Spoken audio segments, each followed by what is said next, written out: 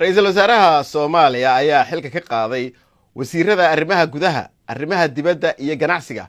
Wasiirada xilalka laga casilay ayaa sheegay inay kadis ku noqotay xilka qaadistoodu oo ay ka ogaadeen markii ay warbaahinta laga baahiyay oo ay dhageysteen. Wariyaha BBC-da Cali Nuur Salaad ayaa warbixintan Muqdisho inooga soo diray uu ku eegayo xaaladda siyaasadeed ee dawladda. waa isbedel si tartiib ah ku socda.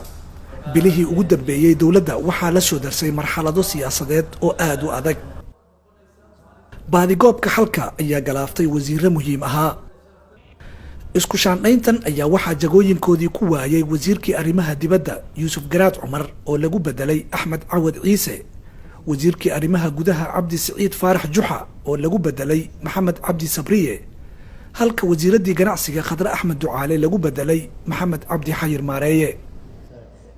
wasiirada la magacaabay uma baahna ansixinta baarlamaanka, laakiin magacaabista tiro intaa ka badan waa in la horgeeyaa golaha shacabka. dhowrkii bilood ee la soo dhaafay dalku waxa uu ku jiray xaalad siyaasadeed oo aad u cakiran. waxaa dhammaan indhaha lagu wada hayay tallaabada ay dawladdu qaado si arrinkaasi loo qaboojiyo.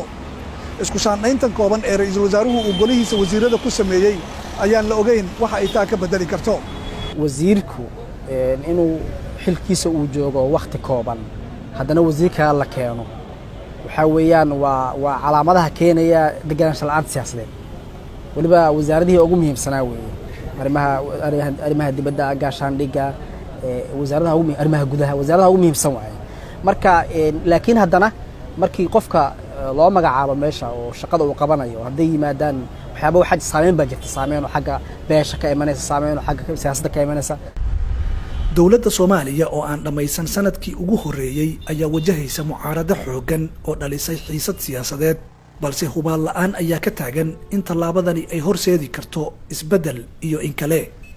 Cali Nuur Salaad, BBC, Muqdisho.